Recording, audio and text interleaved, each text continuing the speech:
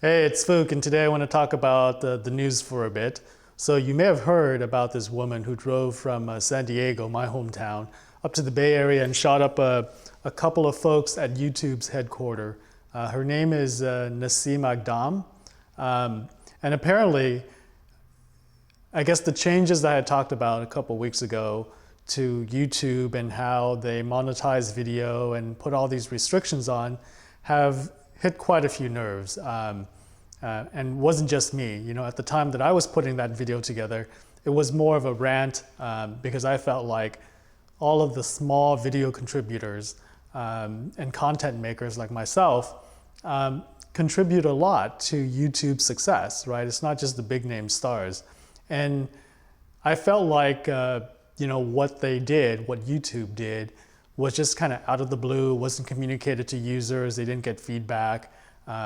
And it seems like we're at their mercy, and in a way we are, which kind of sucks. But fortunately in this incident, no one was killed except for the shooter, so that's a good thing.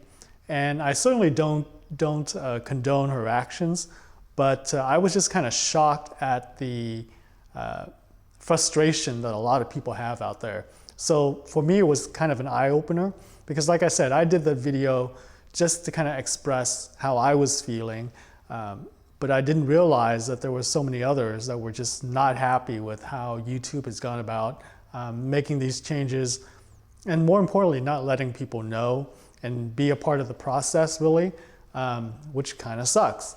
Like I said before, this is not something that I depend on for an income at all, thank God. So that's a good thing, but for some folks who rely on it, but they're not stars and it makes up a big part of their income, I can see how some of these changes would really affect them in a very negative way. So I kind of get that. From YouTube's standpoint, I don't want to seem like I'm coming just from one side of the argument.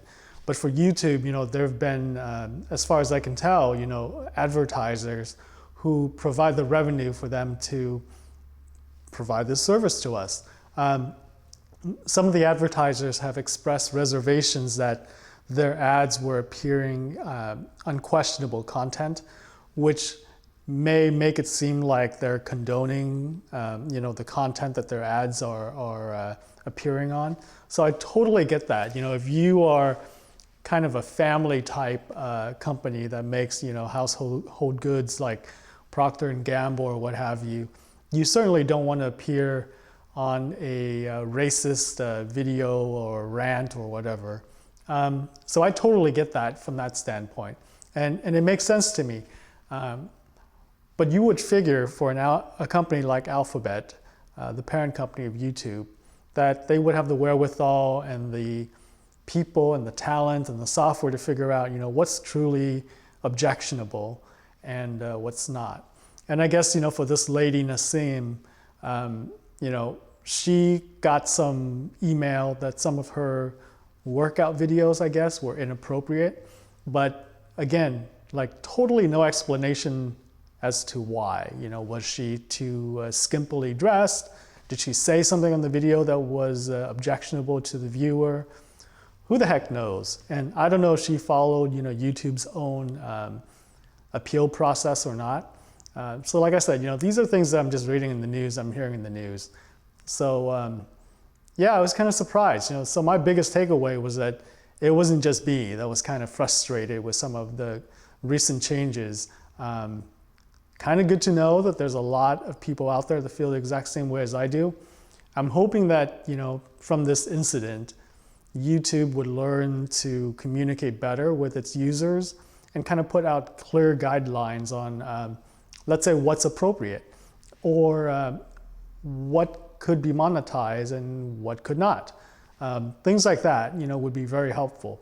I think on things like copyright, they have done a pretty good job, because if you put up something with copyrighted music or whatever, there's content detection that says, hey, this is owned by somebody else, you can't monetize it.